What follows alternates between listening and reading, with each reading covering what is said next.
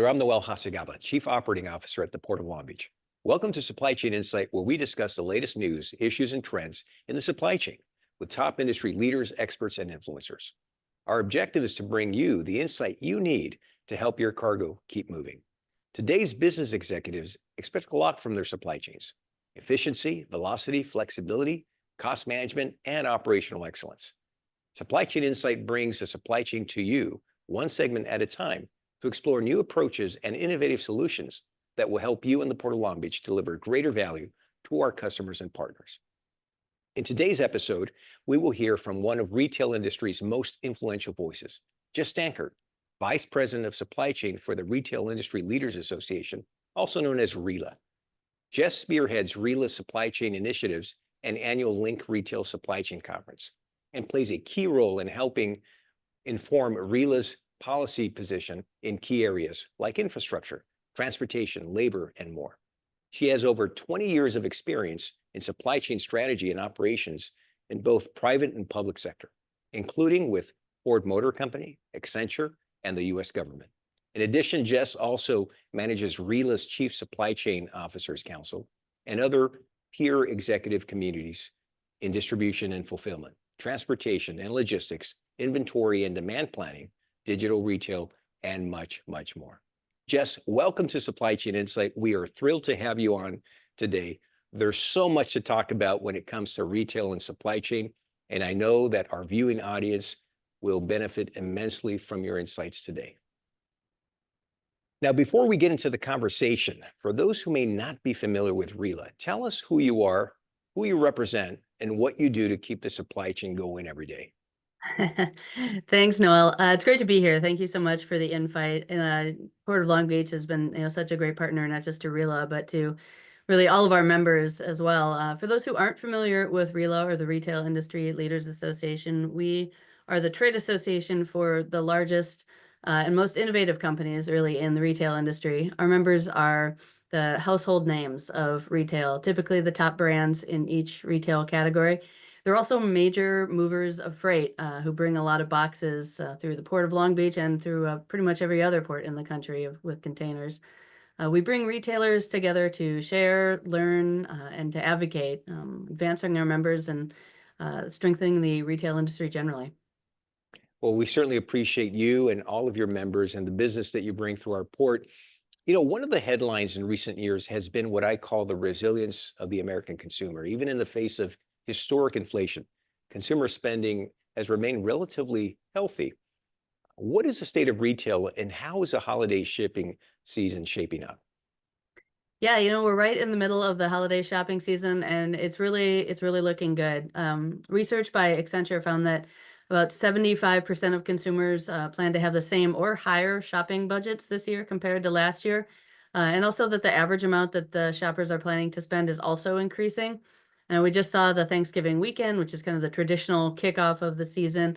Black Friday, Cyber Monday shopping, hit record levels. So consumers are definitely spending. They're out there shopping. And they're also on the lookout for deals. They're trying to make their dollars go as far as they can. This year, the way the calendar works out kind of squeezes 5 days out of the traditional holiday shopping season. So you have a bit of a more compact holiday shopping season. But we've also seen over the past handful of years that the start of holiday promotions and merchandise has been trending earlier, and more shoppers, actually around half, according to research, will even start holiday shopping before even November. So it's a really stretched out season and a lot of time to get that shopping done. Retailers prepared for this by ensuring that merchandise is in place in warehouses, in stores, in plenty of time for that early start to holiday shopping. So always ensuring that that merchandise is online or on the shelves when shoppers need it. And that, we probably saw has shifted some of the traditional peak shipping season numbers for ports, as I'm sure you guys know. We certainly do, and that's some great insight, and we are encouraged by what we're hearing. In fact, calendar year 2024 for us has been a very busy year. Here in Long Beach, we are on track to close out the year with our highest container volume in our 113-year history, easily exceeding the watermark year of 2021. And we led the nation in container volumes in the month of October, and we expect to handle about 9.5 million TEUs for the year. putting us almost 20% ahead of last year, Jess. But despite these record volumes, we are not seeing any of the delays, backlogs, and congestion that we saw during the supply chain crisis a few years ago, and we still have capacity. And our marine terminal operators, our ILWU dock workers are ready to handle more volume. In fact, our on-dock utilization is up to 25% of all of our container volume. And I credit that to what I call the muscle memory that we all developed during the supply chain crisis. And so a question for you is, what other factors do you think are contributing to this relative ease of cargo flow this time around? Yeah, the pandemic really thrust supply chains right out in front of everybody, and everyone learned a lot of lessons. I think, from every participant in supply chain, that entire ecosystem, we all learned so many lessons and built up the playbook. And I think we're really seeing, the fruits of that now. We're much stronger. We have a lot more knowledge. All of that has been tested. And I think also, during the pandemic in 2021, it was such a unique confluence of circumstances. It wasn't just the volumes, it was a lot of other things going on at the same time, and a lot, no preparation really, no, awareness of the volumes that were coming. And I think now you're seeing that we do have much more knowledge and much more of that, muscle memory, like you said. That playbook is really so built up, and retailer shippers have really, optimized supply chains for responsiveness and functionality. That we've seen this nearly nonstop disruptions over the past 5 years or so, and it's really helped, shippers and everybody in the ecosystem build up that playbook for nimble supply chains. And it really is an ecosystem. It's not even just a chain; it's a team effort truly to make all of this going to work together. So the shippers, yes, but the solutions, service providers, the carriers, the ports, the terminals, everyone who plays a role in all those many, many steps that cargo goes through from beginning to end.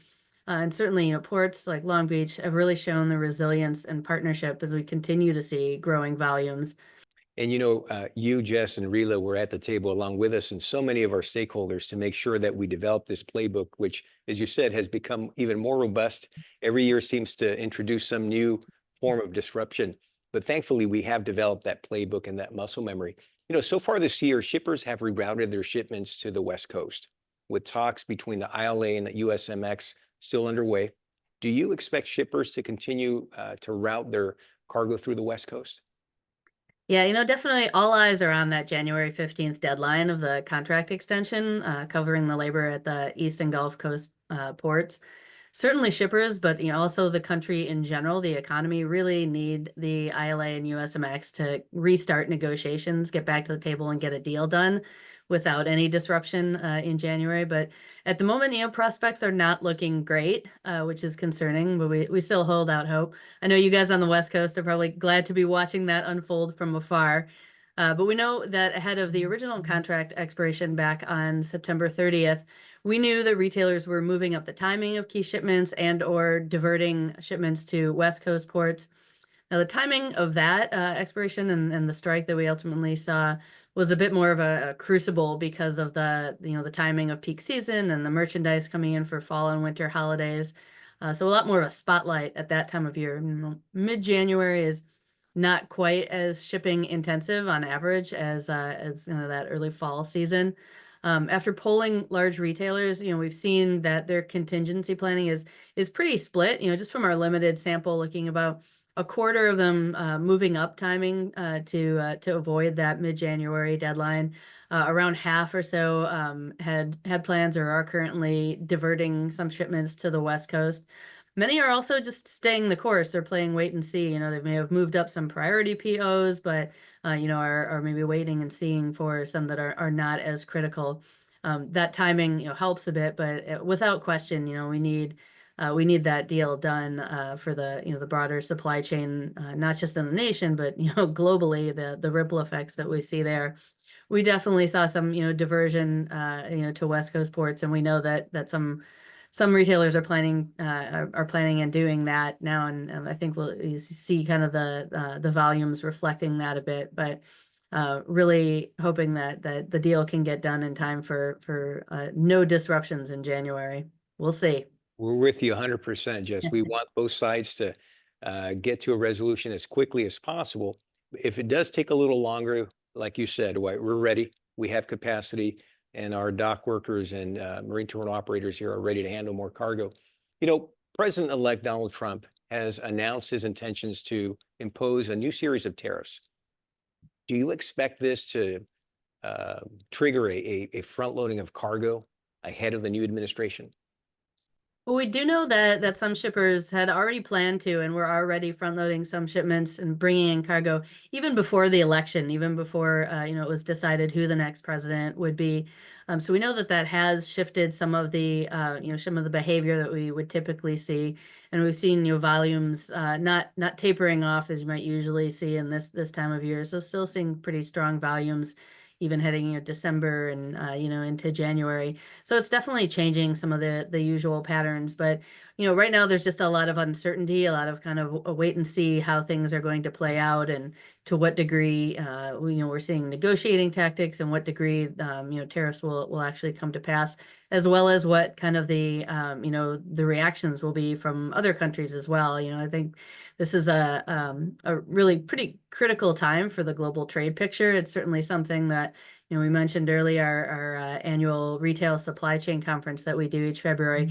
That's going to be one of the top topics we'll be focused on, is how retailers are managing contingency plans and preparing, how they're changing strategies or evaluating their current operations in the face of this kind of global trade uncertainty, and almost certainty of change is really the only certainty we can anticipate. Well, another reason to be at that RELA conference coming up in February. The last time we went through this back in 2018-19, because of our heavy reliance on trans-Pacific trade, and we saw our cargo volumes drop about 20%. And so we've gone through that. So we're hopeful, right, that the tariffs used as tools will lead to swift resolutions. But we started noticing back then, Jess, this shift from China to Southeast Asia. Do you expect more sourcing from Southeast Asia and other regions as more shippers employ what has been called the China plus one strategy? Yeah, certainly, I mean, large retailers especially have extensive and very complex sourcing footprints. So they're always reviewing and reevaluating their sourcing, practically continuously. So there's no kind of one thing that, tips the balance or changes things, whether it's tariffs or, other sort of geopolitical issues like the Red Sea and the Suez Canal. All of these things are kind of put together into that conversation that helps the retailers determine what that sourcing strategy is going to look like going forward, including consumer demand and what the expectations are there. And we've certainly seen growth and interest in nearshoring, which actually contrary to what you might expect, has been relatively recently that we've seen kind of more of a surge in the nearshoring focus. So a lot of more interest in that. But it's a constantly evolving pattern, certainly, and we've seen diversification of the sourcing footprints.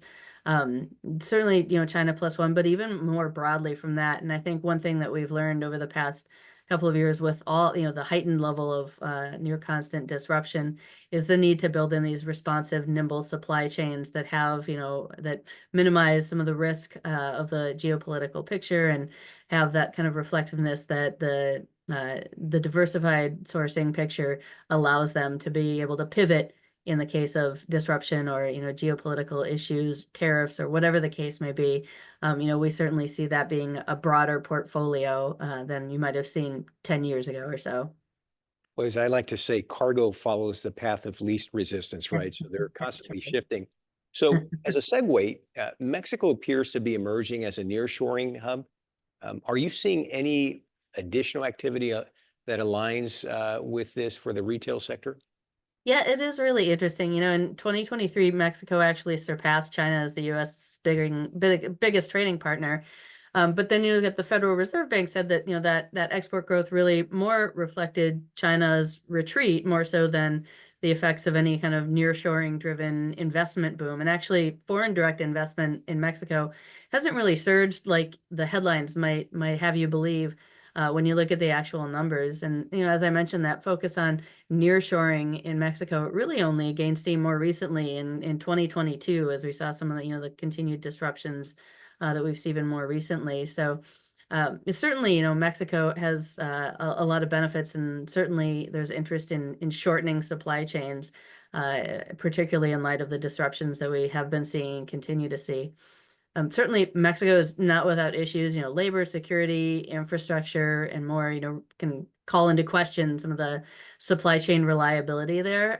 But certainly, there's interest in shortening supply chains, and particularly for some items, you see more conversation in maybe apparel space and so forth. We've definitely seen increased discussion, not just around Mexico, but also Central and South America. I think, at the end of the day, the global trade landscape is really in a time of change. And, certainly that's a key topic that we really are focused on, and all of our members are devoting a lot of energy and focus on as they look to build those contingency plans for, what may lie ahead. Well said, Jess, and I appreciate that insight. What's the latest on e-commerce? I mean, has the retail sector finally right-sized its e-commerce strategy?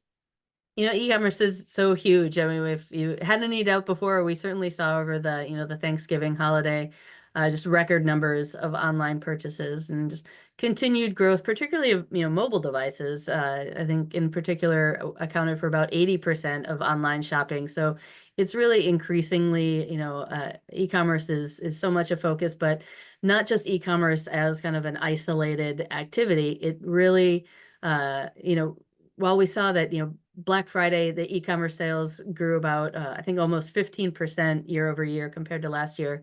And that certainly, it outpaced the in-store sales growth. In-store sales also grew, not at that same 15% level, but I think it's also important to note that, many, if not all consumers are really shopping both in-store and online. It's not just kind of one or the other as it might have been, a few years ago. So we see retailers, really focusing on how you tie those experiences together and make that really holistic. And then, focusing on leveraging stores for the unique experiences that kind of elevate the nature of in-store shopping and link it together with the online experience. So I think it's an exciting time to be in retail, certainly, as we continue to see these new frontiers of retailers doing really creative and innovative things with the shopping experience, and really reflecting how, social media and online shopping and influencers, and how, consumers continue their purchase process and how they research things, and how all of this fits together. I think that growth of consumer understanding and data is really being reflected in the offerings that are out there, and a lot of exciting stuff that, that we see retailers doing really creatively. Yeah, great insights on that, Jess. And as you said a moment ago, everyone's looking for the best deals, right? So whether they're in store or online, like you said, just like cargo's looking for the path of least resistance, consumers are looking for the best deals. So Absolutely, it sounds like it's going to continue to be an ongoing evolution as it relates to e-commerce fulfillment strategy. for So sure. what advice do you have for shippers as we head into 2025? Gosh, I mean, if the past handful of years have taught us anything, it's that we can really just expect disruption and potential for uncertainty. And, at Relo, we work with the companies who really have industry-leading supply chains. These are the best supply chains out there, and the best partners that they're working with out there. And I think, the focus is so much on these responsive supply chains that are built to be nimble and ready for whatever disruptions may arise. I think it really was, such a crucible in the pandemic era, but I think supply chains have come out of that much stronger and, much more aware and prepared, and such a focus on, contingency planning and reducing the exposure to potential risk by having a multitude of potential plans.